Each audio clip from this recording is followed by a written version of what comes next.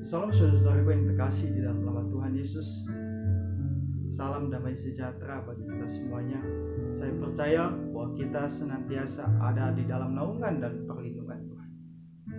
Kita bersyukur buat hari yang boleh kita lalui, dan dalam kesempatan ini kita masih menikmati anugerah Tuhan yang begitu besar. Dalam kesempatan ini kita boleh kembali merenungkan firman Tuhan sebagai kekuatan kita menjalani kehidupan kita hari demi hari. Situasi boleh berubah, keadaan boleh berubah, tetapi firman Tuhan senantiasa ada di dalam kehidupan kita yang menjadi kekuatan kita. Saya boleh mengajak kita di dalam firman Tuhan yang kita pelajari pada kesempatan ini. Di dalam 1 Petrus pasal yang keempat, yang ke-7 sampai ke-11, saya akan membacakan kepada kita. Karena kesudahan segala sesuatu sudah dekat, karena itu kuasailah dirimu dan jadilah tenang, supaya kamu dapat berdoa. Tetapi yang terutama, kasihilah sungguh-sungguh seorang akan yang lain, sebab kasih menutupi banyak sekali dosa. Berilah tumpangan seorang akan yang lain dengan tidak bersungut-sungut. Layanilah seorang akan yang lain sesuai dengan karunia yang telah diperoleh tiap-tiap orang sebagai pengurus yang baik dari kasih karunia. Jika ada orang yang berbicara, baiklah ia berbicara sebagai orang yang menyampaikan firman Allah. Jika ada orang yang melayani, baiklah ia melakukannya dengan kekuatan yang dianugerahkan Allah, supaya Allah dimuliakan dalam segala sesuatu karena Yesus Kristus. Ialah yang mempunyai kemuliaan dan kuasa sampai selama-lamanya. Amin. Saudaraku yang terkasih dalam nama Tuhan, perikop yang diberikan oleh Lembaga Alkitab Indonesia yaitu hidup orang Kristen. Saya berpikir bahwa kehidupan kita, kualitas kehidupan kita sebagai umat Tuhan, sebagai orang-orang percaya, ditentukan oleh bagaimana kita mampu menyikapi, merespon sesuatu hal yang sedang kita alami, kondisi, situasi, apapun yang sedang kita hadapi saat ini. Mungkin saudara sedang menghadapi persoalan, penderitaan, sakit penyakit, atau yang paling dekat saat ini adalah wabah yang belum berakhir yang sedang kita hadapi. Kalau di dalam Alkitab mengajarkan kita, kesudahan segala sesuatu sudah dekat. Seandainya itu adalah merupakan kesudahan segala sesuatu. Dan kalau firman Tuhan katakan kepada kesudahan segala sesuatu sudah dekat, lalu apa yang kita lakukan? Bagaimana respon kita? Atau kita berpikir acuh tak acuh, ya sudahlah, kita ngalir saja.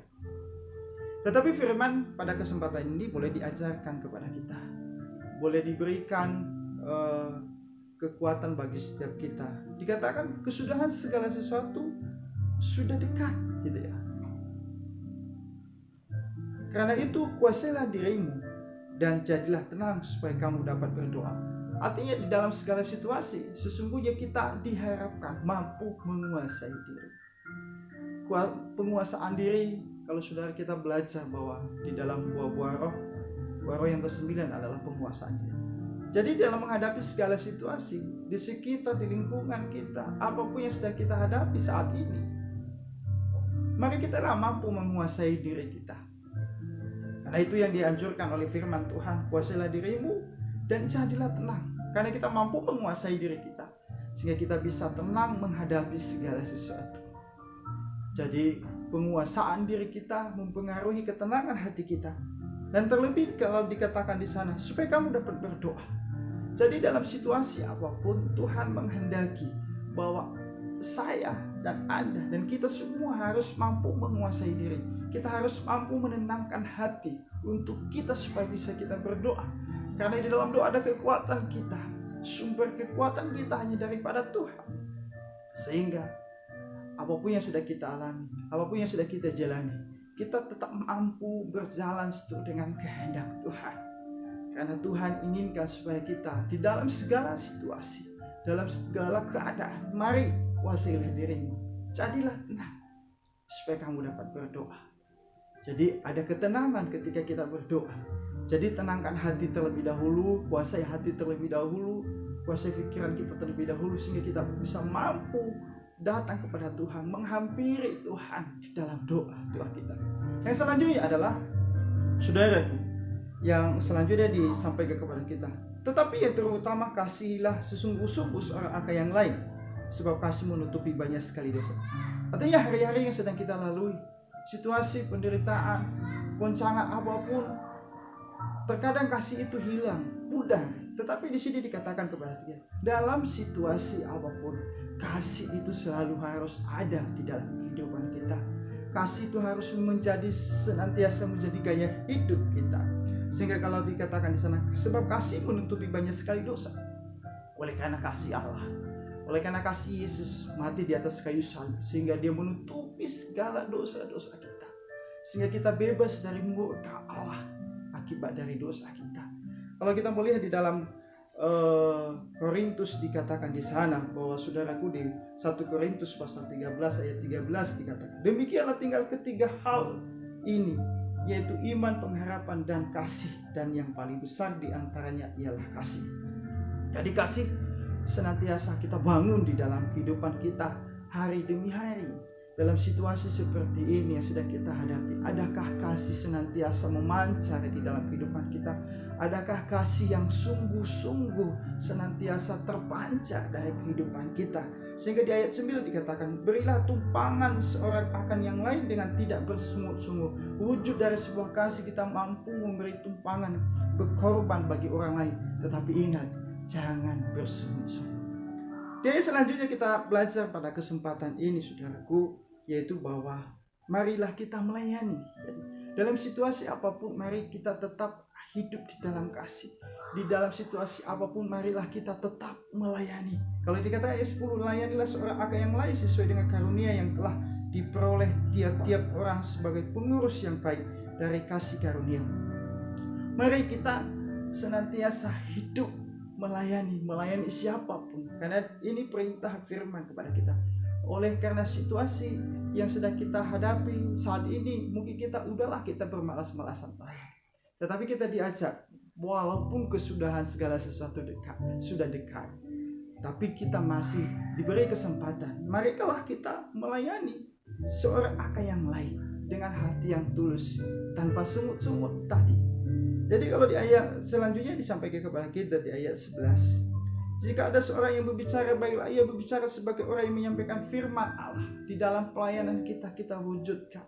Di dalam setiap kata-kata kita harus kita wujudkan firman Allah. Lalu bagaimana firman Allah itu ada di dalam hati, keluar dalam mulut kita? Kalau kita tidak belajar firman Tuhan. Ada pentingnya kita belajar merenungkan firman Tuhan. Kita ambil waktu yang baik, yang sungguh-sungguh, supaya firman ini boleh tertanam di dalam kehidupan kita. Kita renungkan hari ke hari, kita renungkan siang dan malam, dan kita komitmen untuk melakukannya. Jadi jika ada orang yang berbicara, baiklah ia berbicara sebagai orang yang menyampaikan firman Allah. Jika ada orang yang melayani, baiklah ia melakukannya dengan kekuatan yang dianugerahkan Allah.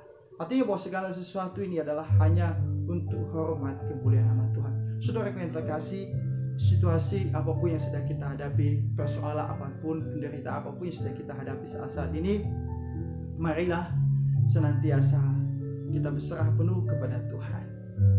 Dikatakan oleh firman, marilah kita mampu terus menguasai diri kita.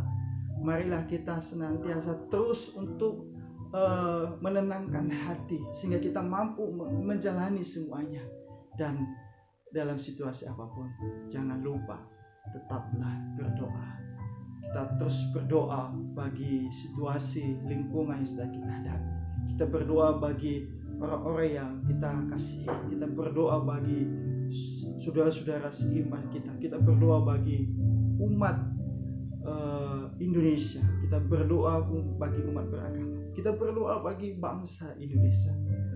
Dengan ketenangan hati kita, doa kita senantiasa terfokus kepada kebaikan-kebaikan Allah. Ketika kita berdoa dengan tenang, disitulah kita mampu melihat kebaikan-kebaikan Allah di dalam kehidupan kita. Selanjutnya disampaikan kepada kita, marilah dalam situasi apapun, mari tetap hidup di dalam kasih.